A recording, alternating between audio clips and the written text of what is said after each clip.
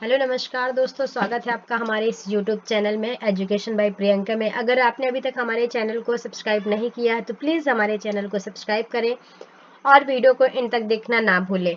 आज की इस वीडियो में हम पढ़ेंगे मुख्यमंत्री के बारे में कि मुख्यमंत्री की नियुक्ति कैसे होती है ना, इसका कार्य क्या होता है, मुख्यमंत्री को कौन कौन सी शक्तियां प्रदान की गई हैं, इसके बारे में हम अध्ययन करेंगे। तो जैसा कि आपको पता है, जो मुख्यमंत्री का पद होता है वो वास्तविक प्रधान का पद होता है, यानी राज्य में जो मुख्यमंत्री होता है वो सर्वोच्च होता है, ठीक है, और वास्तविक प्रधान के रूप में जाना जाता है। तो संविधान के अनुच्छेद 164 के तहत यह प्रावधान रहता है कि मुख्यमंत्री की नियुक्ति कौन करेगा? राज्यपाल के द्वारा की जाती है। ठीक है, मुख्यमंत्री की नियुक्ति किसके द्वारा की जाती है? राज्यपाल के द्वारा की जाती है। ठीक है, और विधानसभा में चुनाव में पार्टी के रूप में बहुमत दल का नेता होता है, यानी जो मुख्यमंत्री होता है वह बहुमत दल का नेता होता है विधानसभा में। तो बहुमत प्राप्त नेता को राज्य में मुख्यमंत्री के रूप में नियुक्त करने का काम राज्यपाल का होता है, और राज्यपाल के पास नाम मात्र का कार्यकारी अधिकार होता है, यानी राज्य में राज्यपाल नाम मात्र का प्रधान होता है, जबकि मुख्यमंत्री वास्तविक प्रधान के रूप में काम करता है।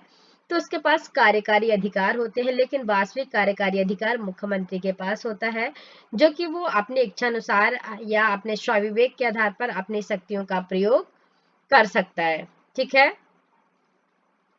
फिर एक व्यक्ति जो कि राज्य विधानसभा का सदस्य नहीं है, उसे 6 महीने के भीतर मुख्यमंत्री के रूप में नियुक्त किया जा सकता है। मतलब एक ऐसे व्यक्ति को भी मुख्यमंत्री बनाया जा सकता है जो कि विधानसभा का सदस्य नहीं होता है, लेकिन उसे 6 महीने के भीतर अपनी सदस्यता विधानसभा में हासिल करनी होती है, और वह व्यक्ति यदि अपनी सदस्यता हासिल नहीं करता विधानसभा में तो उसे अपने पद से इस्तीफा देना पड़ेगा।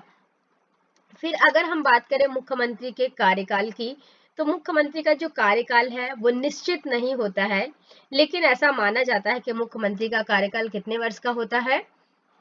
5 वर्ष का होता है। मुख्यमंत्री का कार्यकाल 5 वर्ष का होता है, क्योंकि प्रत्येक 5 वर्ष में चुनाव होते हैं और मुख्यमंत्री चुनाव के आधार पर ही चुना जाता है, इसलिए माना जाता है कि 5 वर्ष का होता है, लेकिन वास्तव में इसका कार्यकाल निश्चित नहीं होता है और वह राज्यपाल के प्रसाद पर्यंत ही पद धारण करता है। ठीक है, तो राज्यपाल द्वारा उसे तब तक बर्खास्त या पद से नहीं हटाया जा सकता जब तक कि विधानसभा में बहुमत प्राप्त है, यानी वह व्यक्ति या वह मुख्यमंत्री जिसे बहुमत प्राप्त है उसे पद से नहीं हटाया जा सकता, और अगर बहुमत प्राप्त नहीं होता है या बहुमत समाप्त हो जाता है किसी स्थिति में, तो उस व्यक्ति को यानी मुख्यमंत्री को उनके पद से हटाया जा सकता है। फिर अगर हम बात करें तो मुख्यमंत्री जो है वो विधानसभा में विश्वास मत अगर खो देता है तो उसे त्यागपत्र देना पड़ता है अपने स्वतः ही, अन्यथा राज्यपाल उसे बर्खास्त करने का भी अधिकार रखता है। ठीक है, तो कार्यकाल की अगर हम बात करें तो कितने वर्ष का होगा? 5 वर्ष का होगा, लेकिन वह निश्चित नहीं होता है। ठीक है, कार्यकाल जो है वो कैसा होगा? अनिश्चित होगा। ठीक है, जिसे कभी भी भंग किया जा सकता है, क्योंकि ये एक लोकप्रिय सदन होता है विधानसभा, और विधान परिषद स्थायी सदन है जिसके सदस्य स्थायी रूप से रहते हैं, लेकिन विधानसभा को भंग किया जा सकता है। ठीक है, फिर अगला हम बात करें अगर मुख्यमंत्री की शक्तियों की, तो मंत्रिपरिषद के संबंध में क्या शक्तियां होती हैं? तो आपको पता है जो मुख्यमंत्री होता है वो क्या करता है? अन्य मंत्रियों की नियुक्ति संबंधी काम करता है। तो राज्यपाल केवल उन्हीं व्यक्तियों को मंत्री के रूप में नियुक्त करता है जिनकी सिफारिश कौन करेगा? मुख्यमंत्री करता है। तो राज्यपाल के अपने स्वविवेक के आधार पर किसी की नियुक्ति नहीं कर सकता है, वह मुख्यमंत्री की सलाह के आधार पर ही अन्य व्यक्तियों को मंत्री पद प्रदान करेगा। अगला अगर हम बात करें तो वह मंत्रियों के बीच विभागों का आवंटन, अब आवंटन का मतलब किससे है? बंटवारे से, यानी विभागों का बंटवारा करेगा या फेरबदल, या उसमें क्या करेगा? परिवर्तन। विभागों का बंटवारा या विभागों में परिवर्तन करने का अधिकार किसके पास होता है? मुख्यमंत्री के पास होता है। और जो मुख्यमंत्री होता है वह पद में इस्तीफा देकर मंत्रिपरिषद का विघटन कर सकता है। मतलब यदि मुख्यमंत्री चाहे तो वो मंत्रिपरिषद को विघटित करने का काम भी कर सकता है, क्योंकि मुख्यमंत्री जो होता है वो मंत्रिपरिषद का प्रमुख यानी कि प्रधान होता है। मंत्रिपरिषद का प्रधान कौन होता है? मुख्यमंत्री होता है। ठीक है, तो वह अगर चाहे तो मंत्रिपरिषद को विघटित या उसको भंग करने का भी अधिकारी होता है।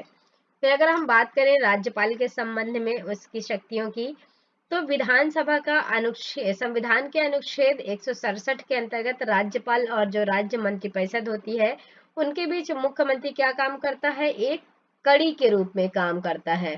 ठीक है, मुख्यमंत्री एक कड़ी के रूप में काम करता है, यानी एक मीडिएटर के रूप में काम करता है, जो कि उनके विचारों को एक दूसरे तक पहुंचाने, उन पर सलाह करने, विचार विमर्श करने का कार्य करता है। मुख्यमंत्री द्वारा महाधिवक्ता, ठीक है, राज्य लोक सेवा आयोग, राज्य चुनाव आयोग, नीति आयोग या अन्य जो भी अधिकारी होते हैं उनकी नियुक्ति संबंधी काम भी किसके द्वारा, राज्यपाल की सलाह से, ठीक है, राज्यपाल की सलाह से किसके द्वारा की जाती है, मुख्यमंत्री के द्वारा की जाती है। मुख्यमंत्री के द्वारा राज्यपाल की सलाह से नियुक्ति की जाती है। ठीक है, फिर अगर हम बात करें राज्य विधानमंडल के संबंध में मुख्यमंत्री की शक्तियों की, तो सभी नीतियों की घोषणा सदन के पटल पर की जाती है, यानी मुख्यमंत्री के द्वारा। ठीक है, मुख्यमंत्री सभी नीतियों की घोषणा करने का काम करता है। ठीक है, वह राज्यपाल को विधानसभा भंग करने की सिफारिश करता है, यानी अगर मुख्यमंत्री चाहे, ठीक है, अगर मुख्यमंत्री चाहे तो वह क्या कर सकता है, विधानसभा को भंग कर सकता है। ठीक है, यदि वह चाहे तो विधानसभा को भंग कर सकता है, यानी उसके पास वो सभी शक्तियां होती हैं जिसके माध्यम से वह विधानसभा को विघटित करने का कार्य भी कर सकता है। Thanks for watching this video, thank you so much दोस्तों। और हम आगे क्या पढ़ेंगे इसमें कि मुख्यमंत्री के अन्य कार्य कौन कौन से, यानी क्या क्या काम वह करता है। तो वह राज्य योजना आयोग का अध्यक्ष होता है। अब राज्य योजना आयोग यानी राज्य योजना बोर्ड का अध्यक्ष होता है।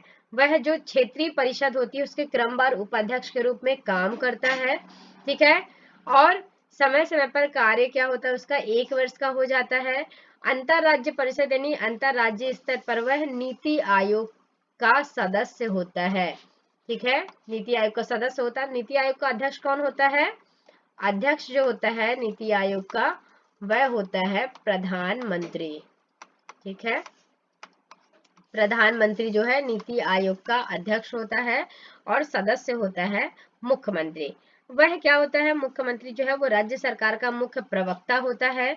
आपातकाल के दौरान राजनीतिक स्तर पर वह मुख्य प्रबंधक का काम करता है और एक नेता के रूप में लोगों के विभिन्न वर्गों से मिलने का काम करता है, उनकी समस्याओं को जानता है और सेवाओं का राजनीतिक प्रमुख होता है, यानी सभी प्रकार की सेवाएं उसी के द्वारा प्रदान की जाती हैं। थैंक यू सो मच दोस्तों, हमारे चैनल को सब्सक्राइब करें, वीडियो को में बताएं हमें कमेंट बॉक्स में कि आपको वीडियो कैसा लगा। Thank you so much.